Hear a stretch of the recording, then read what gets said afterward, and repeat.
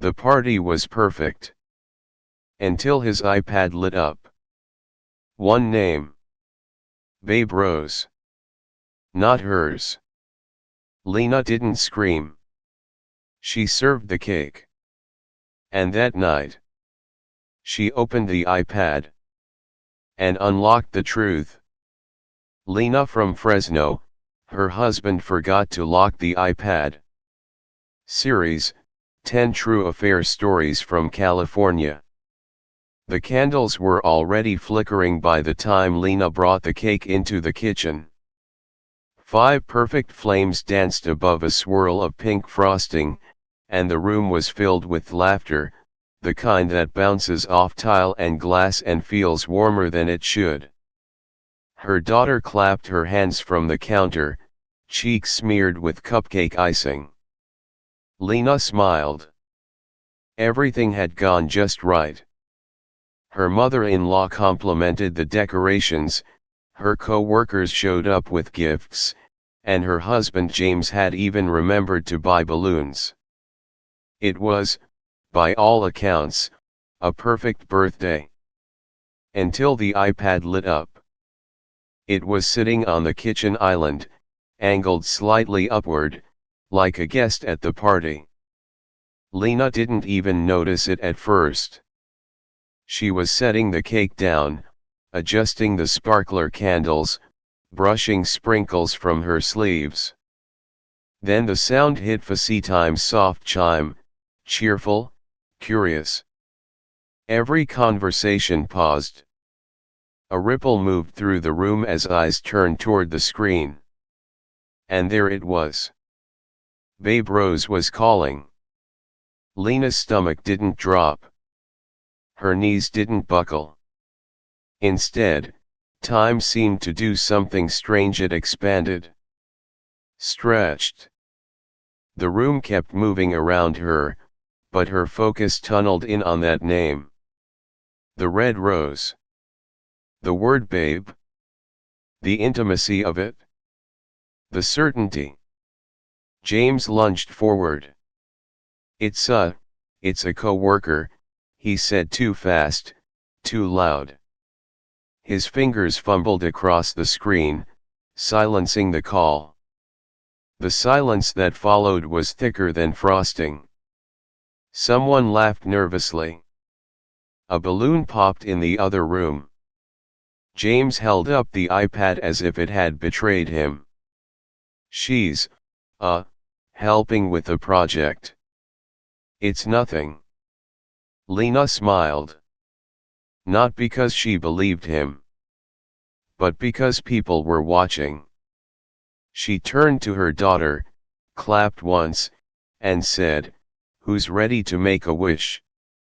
The candles were still burning. The wish hadn't been made yet. So they sang.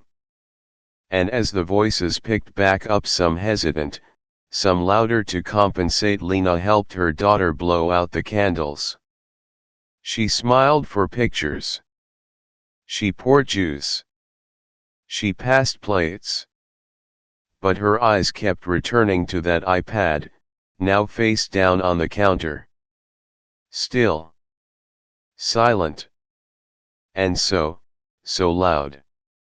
That night, after the guests had gone and the balloons had begun their slow surrender to gravity, Lena stood alone in the kitchen.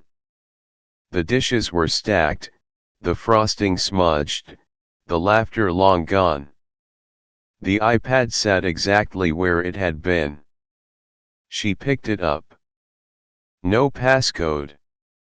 Of course not. They shared everything. Grocery lists. Calendars. Devices. Trust. Or so she thought. She sat at the kitchen table and opened the screen. Notifications blinked like soft threats. She didn't touch anything yet. Just stared. Breathed. Then she opened FaceTime. Recent calls. Babe Rose had called yesterday. And 3 times the day before that. One was nearly an hour long.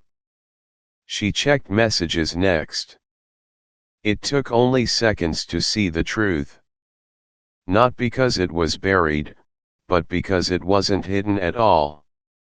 Their thread was filled with photos. Emojis. Long, winding paragraphs. Nicknames. Plans. Jokes. And then, "You're so lucky she has no idea. I love watching you lie to her and then come to me. It turns me on." Lena didn't cry. She didn't scroll further. She turned the iPad off. Set it down gently. Then she sat back and let the silence wrap around her. James snored lightly in the bedroom. In the hallway, the leftover smell of frosting and smoke still hung in the air. Lena stared at the dark window and whispered, not to anyone, but to herself. Some things don't need to explode. They just need to be seen. And tonight, she had seen everything. Lena waited until she could hear the steady rhythm of James's breathing from the bedroom. The sound was too peaceful for what had just happened. It made the weight in her chest sink deeper. She picked up the iPad again and sat at the dining table, her back straight, her breath shallow. The glow from the screen cast a pale reflection on the surface of her coffee mug, still half full from earlier. She didn't need to guess a password. There wasn't one. The arrogance of it settled over her like dust. She opened the Messages app. The most recent thread was still with Babe Rose. The conversation picked up right where it had left off. There was no effort to hide anything. In fact, it was the boldness that shocked her more than the content. There were messages going back months. Weeks of flirtation. Jokes she'd never heard. Phrases that had once belonged to Lena now offered freely to someone else. "You're my calm before the storm. Counting minutes until I can taste you again. Thursday works, she's got a parent-teacher conference. We're safe." Lena paused. Thursday. She checked the calendar in her mind. She had a parent meeting that day, 5:30 p.m. She remembered rushing home, apologizing for being late, and him saying it was no problem, he'd ordered takeout and saved her a plate. She opened the Notes app. There were lists. Grocery items. To-dos.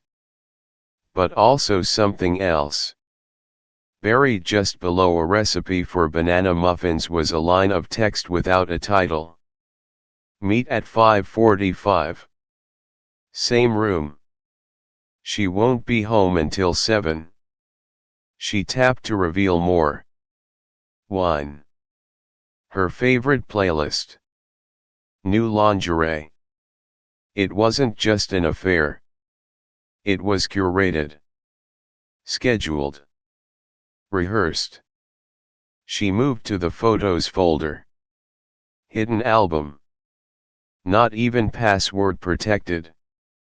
There they were. Hotel rooms. Beds. His face. Her face. Sometimes half covered. Sometimes not. Screenshots of messages.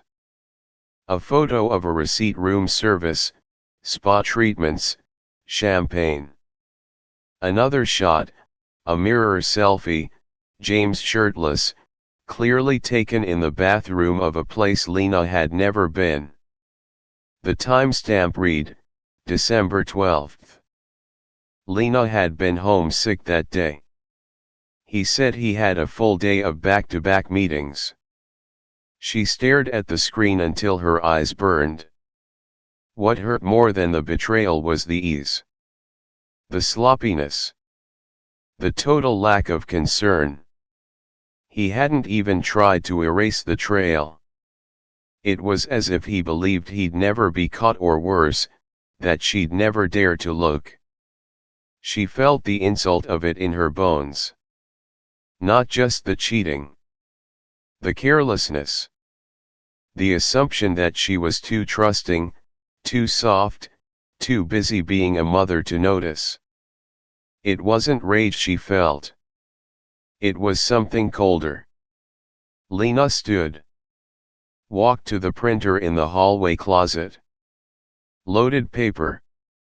Sent images. Messages. Receipts. One by one, the machine whirred to life, printing out black and white echoes of a truth he never meant her to see. She didn't cry.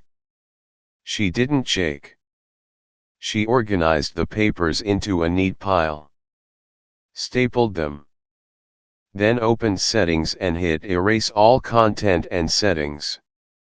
The iPad shut down without protest. She stared at the blank screen. Everything she needed to know had been there. Open. Waiting. It had never been protected. Never been hidden. Because he had never thought she'd look. She placed the reset iPad on the table. Set the printed stack beside it. Then she poured herself a glass of water. Sat in silence. And stared at the objects in front of her. It was all too easy. Too easy to access. Too easy to believe. Too easy to walk away from. And she would. But not tonight. Tonight, she would memorize every detail. Not to hurt him. Not to use later. But to remember what it felt like to be underestimated. So that she would never, ever let it happen again. The house Lena grew up in hadn't changed much. The walls still held the same framed photos, the same scent of lemon polish and warm laundry. Her mother welcomed her without questions, only arms and soft instructions. The guest room is made up, breakfast will be light, take your time. For the first few days, Lena didn't say much. She played with her daughter in the garden. She took long walks around the neighborhood. She sat under the olive tree in the backyard and watched the sky shift from pale morning to deep dusk. No outbursts. No breakdowns. There was nothing left to explode. She began writing again, not for work, not for therapy, but for herself. At first it was scattered, thoughts in notebooks, sentences on the notes app of her phone, stray reflections on napkins and backs of receipts. But eventually, she opened her laptop and created a post on a quiet forum she had once used during her teacher training years. She titled it, "What the iPad Didn't Need to Hide." The piece wasn't about revenge. She didn't name names. She didn't mention hotels or screenshots. Instead, she wrote about trust. About convenience.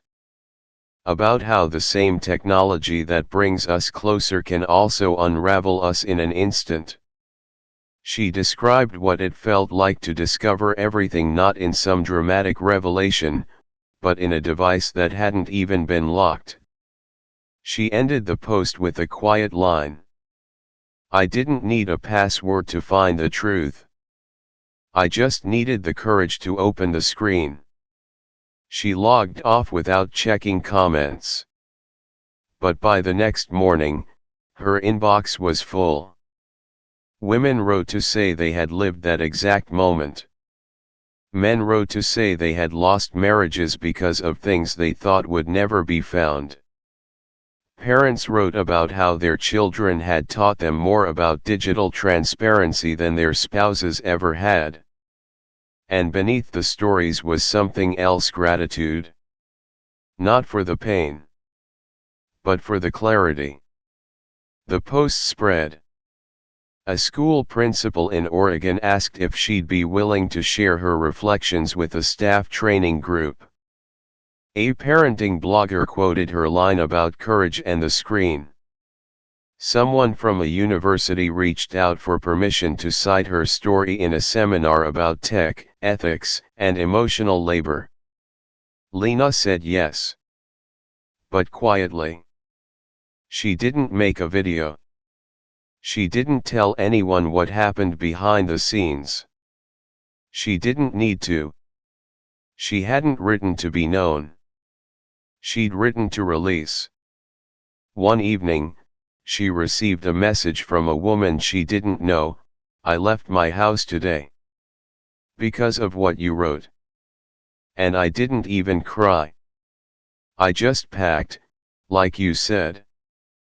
Folded everything. Walked out. Thank you." Lena read the message twice. Then closed her laptop. She didn't reply. But she smiled. She hadn't just left a marriage. She had stepped out of the illusion of what one was supposed to be. She had once believed that saving a relationship was more noble than saving yourself. But now, she understood something deeper: that protecting her daughter from the blueprint of a hollow love mattered more than preserving its outer shell. So she didn't go back. She bought a second-hand desk and placed it by her childhood bedroom window. She kept writing. On education. On emotional visibility. On why teaching children about honesty matters more than perfect family photos. She became a quiet force, unseen by most, but deeply felt by those who needed her. And she never logged back into that iPad. Because she no longer needed access to the past to validate the path she'd chosen. Some truths don't need passwords. They just need to be faced. And some women don't need to prove anything. They just walk away with their head high, their child in tow, and their future unshackled. And that was exactly what Lena did. Some truths come quietly. Like an unlocked screen.